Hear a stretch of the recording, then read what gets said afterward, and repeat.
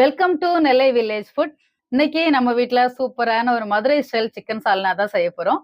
மதுரையில்னாலே சாப்பாடுக்கு ரொம்ப ஃபேமஸ் தான். மதுரையில் உள்ள சாப்பாடு எல்லாமே ரொம்ப டேஸ்ட்டாக இருக்கும். அதுவும் பரோட்டா சால்னா கேட்கவே வேண்டாம், அவ்வளோ ருசியாக இருக்கும். நம்ம இன்னைக்கு இந்த சிக்கன் சால்னால தேங்காய், உடச்சக்கடலை, வேர்க்கடலைலாம் அரைச்சி ஊற்றி செய்ய போகிறோம். அதோட ஃப்ளேவரும் சரி, டேஸ்ட்டும் சரி ரொம்ப அட்டகாசமாக இருக்கும். வாங்க இன்னைக்கு மதுரை ஃபேமஸ் சிக்கன் சால்னா எப்படி செய்யறதுன்னு பார்க்கலாம்.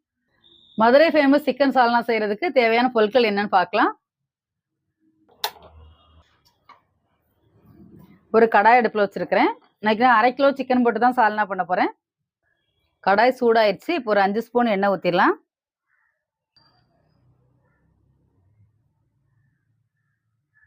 எண்ணெய் நல்லா சூடாகட்டும். 3 பிரிஞ்சி இலை, கல்பாசி போட்டிங்கன்னா தான் அந்த வாசனை நல்லாயிருக்கும். ஜாதி பத்திரி, ஒரு அன்னாச்சிப்பூ, 3 ஏலக்காய், கொஞ்சமாக பட்டை,